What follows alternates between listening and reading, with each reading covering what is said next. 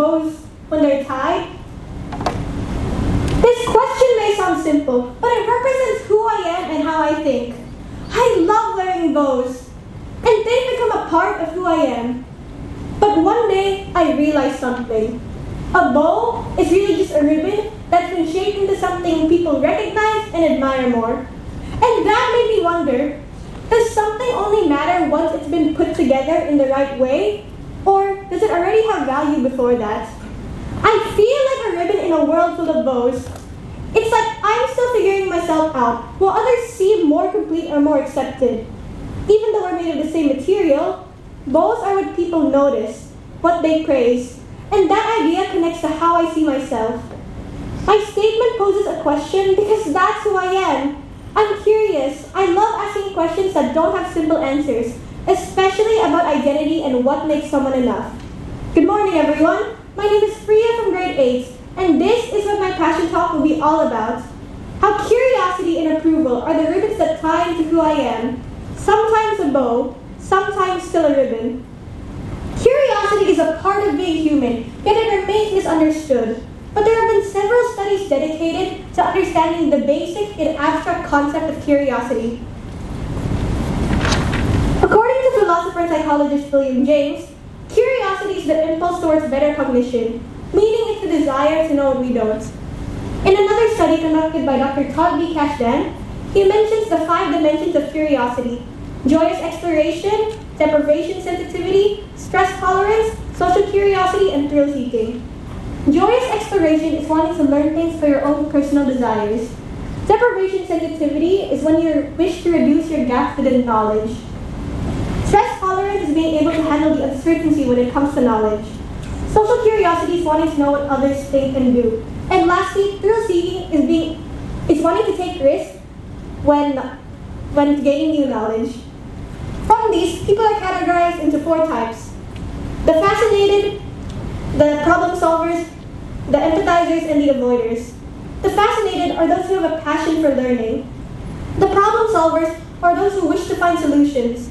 The empathizers are those who deeply care about others. And lastly, the avoiders are those who don't like feeling uncertain. Now, let me move on to the science of approval. According to the National Library of Medicine, the need for approval is split up into 2 dimensions, built up on positive and negative self-based appraisals. Positive appraisals encourage self-worth, while negative appraisals diminish it. And both of these appraisals are what build up your self-concept, which is how you think or how you see yourself.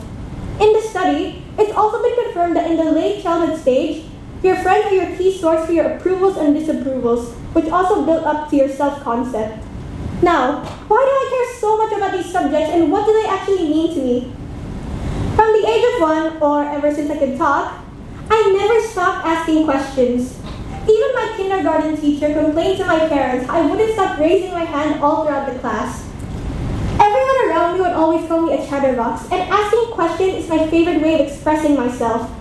I love sharing my thoughts, opinions, views, and perspectives on things. This reminds me of 2 quotes from one of my favorite fictional characters, Herta from Honkai Star Rail. In her teaser trailer, she mentioned 2 lines that stuck with me. Number 1, I've tackled many conundrums for pleasure, but before long, they become solutions.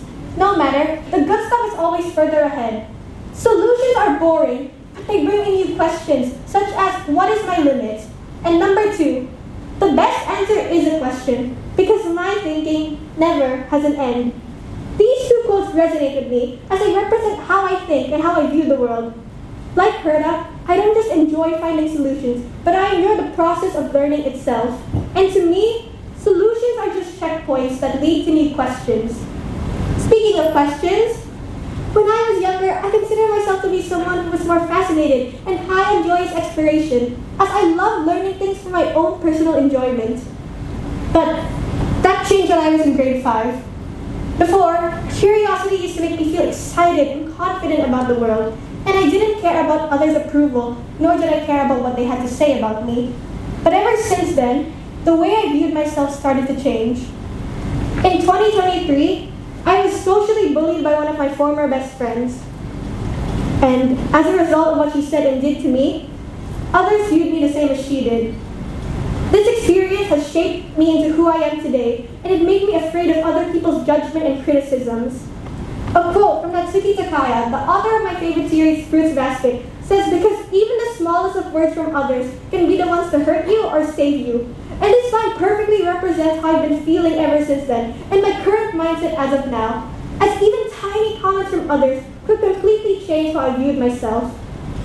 If I were placed in a room filled with people, and if even just one person didn't approve of a part of me, I would take it to heart, as to me, even one person's opinions or values mean a lot.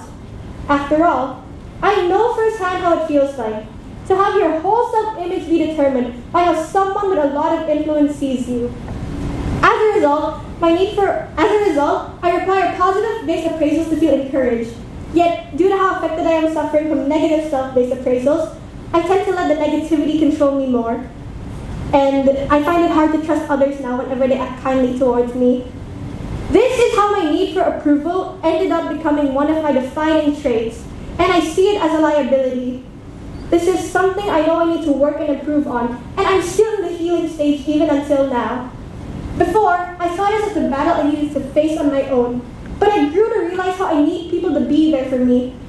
Recently, and while I was having a bad day, one of my closest friends told me to learn from the past, focus on the present, and be excited for the future. And this stays with me as I continue to grow and carry myself out. I've learned how curiosity can help me grow instead of just overthink. And I'm learning to question my own thoughts instead of just listening to others' opinions, and to know when my negative self-appraisal starts to take over. But that doesn't mean I wish to stop caring about others, as being an empathizer still wishes for me to connect with them on a deeper level. What matters now is finding the balance between the two that won't define my self-worth. And in the end, my curiosity may have changed shape, but it will never leave me. So, I come back to my question. Are these ribbons only bows when they're tied? Through curiosity, I've tried to answer that. I've learned how I think, how others think, and why I care so much about being seen a certain way. Curiosity is both what pushes me forward, but also what holds me back. And overthinking and needing approval can be what builds me up or break me down, depending on how much power I give it. I'm still learning how to process all this.